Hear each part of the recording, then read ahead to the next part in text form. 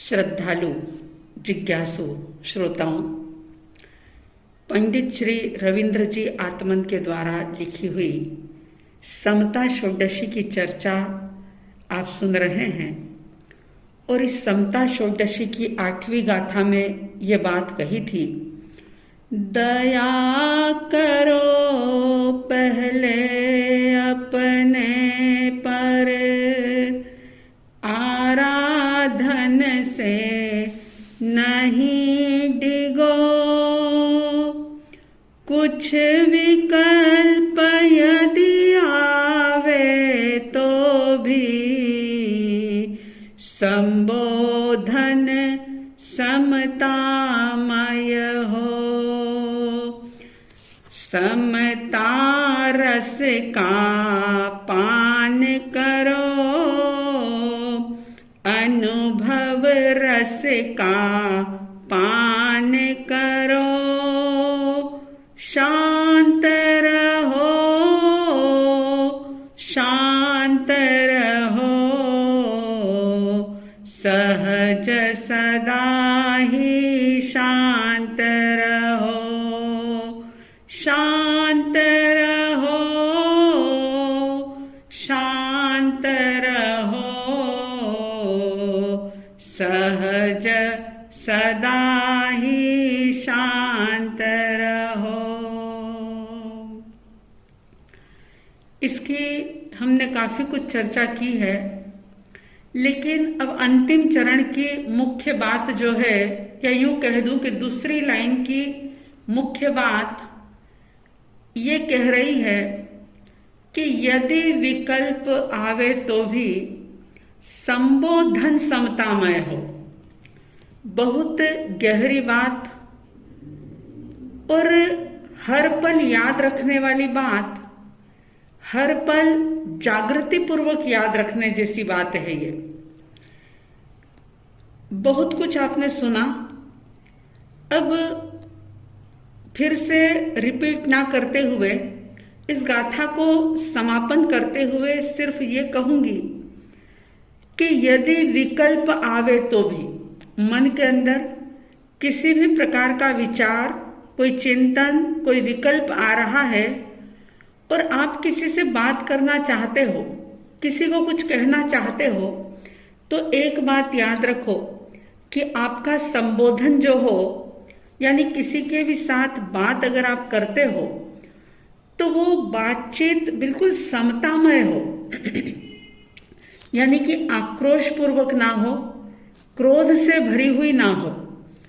आप जानते हैं कि जीवन के अंदर भाषा की जो अहमियत है या जो भाषा का मूल्य है, अगर मैं ये कह दूं कि भाषा का महत्व, भाषा की आवश्यकता, भाषा का मूल्य पानी और हवा से कम नहीं है।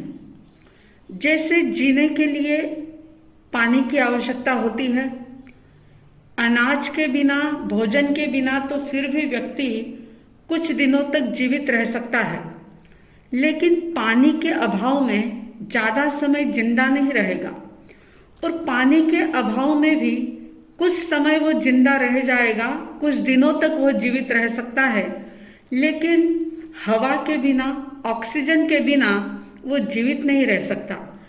तो जैसे जीवन में पानी और हवा का मूल्य है, महत्व है, ठीक इसी प्रकार से भाषा का भी बड़ा महत्व है। अगर परिवार परिवार से जुड़ता है, समाज समाज से जुड़ता है, या व्यक्ति व्यक्ति से जुड़ता है, तो उसमें बहुत बड़ा रोल अदा करती है वाणी। चाहे फिर रिश्ते हो, कुछ भी हो, भाषा के बिना ये चीज नहीं हो सकती। और बहुत पुण्य के बाद, मतलब बूंद बूंद पुण्य इकट्ठा करने के बाद बोलने की शक्ति मिलती है। रसनेन्द्रिय तो हर बेंद्रिय जीव को प्राप्त हो जाती है। जो भी 2 इंद्रिय जीव हैं उनको सबको रसना इंद्रिय प्राप्त है, लेकिन बोलने की जो कला है या भाषा जो है वो सिर्फ बेंद्री को नहीं मिल सकती, लेकिन जिसका पुण्य प्रबल हो वही व्यक्ति बोल सकता है। कई बार तो ऐसा भी देखते हैं आप और हम कि बहुत अच्छे घर परिवार के अंदर जन्म हुआ, बहुत अच्छी परवरिश है, पैसा भी इनफ है, किसी प्रकार की कोई कमी नहीं है और बुद्धि भी बहुत अच्छी है, लेकिन भाषा नहीं है, यानी कि बोल नहीं पाता व्यक्ति। तो भाषा की अहमियत बहुत महत्व रखती है, बहुत मूल्य रखती है। और ज्ञानीजन कहते हैं कि जो भाषा मिली है, आप किसी के भी साथ अगर बातचीत कर रहे हो तो ये विवेक रखो कि आपकी वाणी समतामय हो, संबोधन समतापूर्वक हो। क्योंकि एक बार अगर एक भी कठोर शब्द आपने बोला, चाहे रोषवश, अहंकार के वश, द्वेष के वश या अन्य किसी भी कारण से एक बार भी कठोर अगर शब्द आपने बोला, तो परमात्मा की ये वाणी कह रही है कि वो व्यक्ति एक उपवास से जितना उसने लाभ कमाया था, यानी 24 घंटे भूखा रह करके भोजन पानी का त्याग करके जो उसने पुण्य का अर्जन किया, जो लाभ प्राप्त किया, वो एक बार कठोर बोलने से नष्ट हो जाता है। और आप जानते हैं कि मनुष्य का विकास भी वाणी से होता है और उसका विनाश जो है वो भी वाणी के अंदर ही छिपा हुआ है। जब जब इस जीव ने भाषा को पाया, यानी बोलने की शक्ति मिली, वहां वहां ज्यादातर समय जो है वो बातों में बीत गया। तिर्यंच योनि में गए, यानी कि जानवर की योनि में अगर जीव गया तो वहां पर तिर्यंच भाषा का उपयोग किया। लेकिन बहुत कम ऐसा जीवन में समय आता है कि जब व्यक्ति का संबोधन, उसकी वाणी समतामय हो, यानी कि बिल्कुल सहज हो, प्रेम से भरी हुई हो, आत्मीयता से भरी हुई हो। और ज्ञानी जनों ने कहा कि जैसा बोलता है व्यक्ति उसे वैसा ही सुनना पड़ता है। इंसान का अहंकार ये कहता है कि मेरे पास पैसा है, पद है, सत्ता है, अधिकार है, मैं जैसा मर्जी बोल लूं, लेकिन दूसरा कोई मेरे सामने अपशब्द ना बोल सके। ये व्यक्ति की एक आदत होती है या उसकी चाहत होती है। मगर ज्ञानी कहते हैं कि जैसा बोलोगे वैसा ही सुनना पड़ेगा।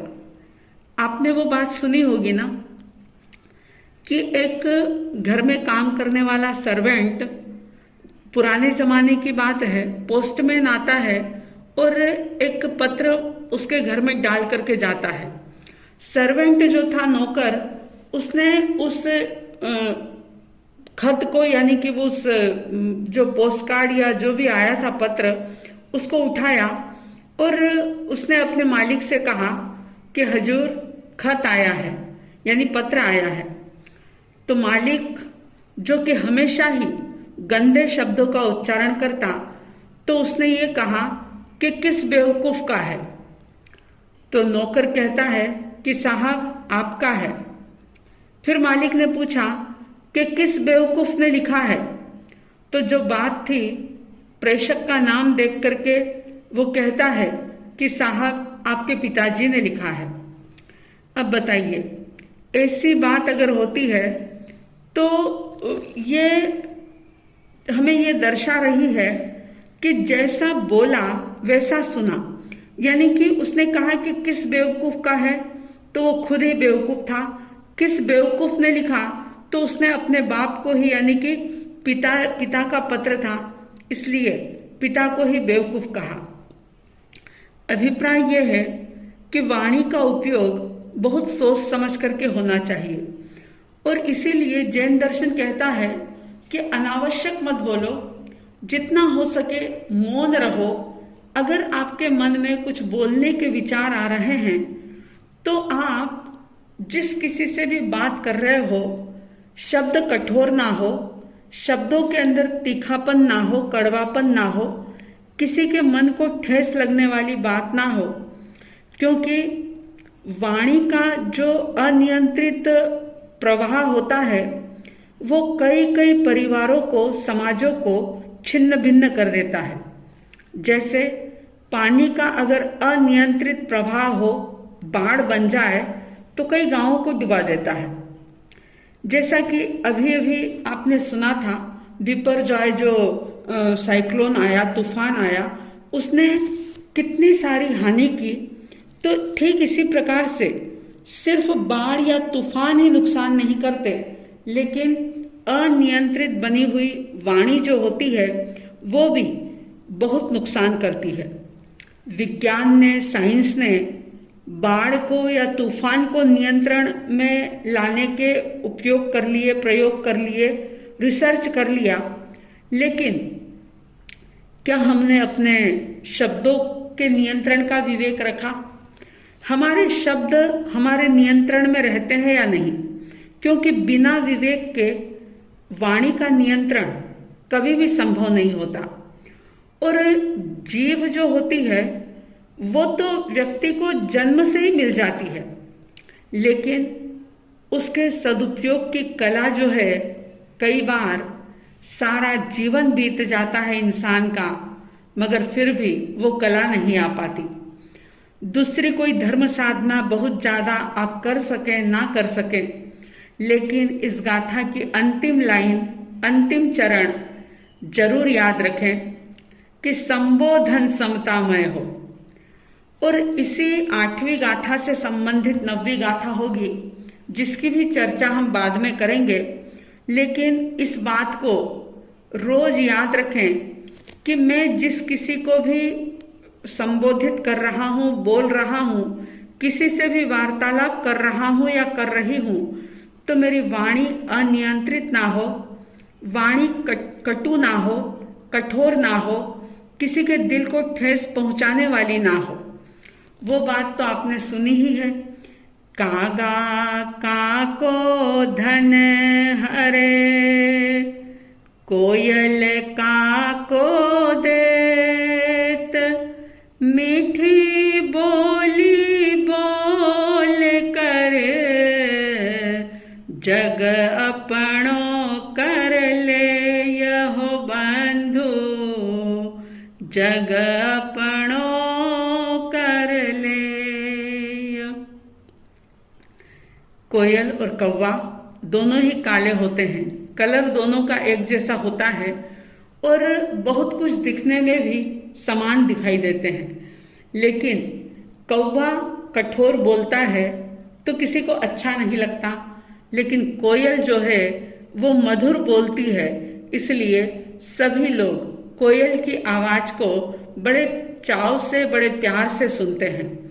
तो ये 8वीं गाथा हमें एक बहुत बड़ा संदेश दे रही है कि जब भी कभी बोलें, अपना मुंह खोलें तो पूरे विवेक के साथ, पूरी जागृति के साथ मधुर शब्दों का उपयोग करें, हमारा संबोधन समतामय हो।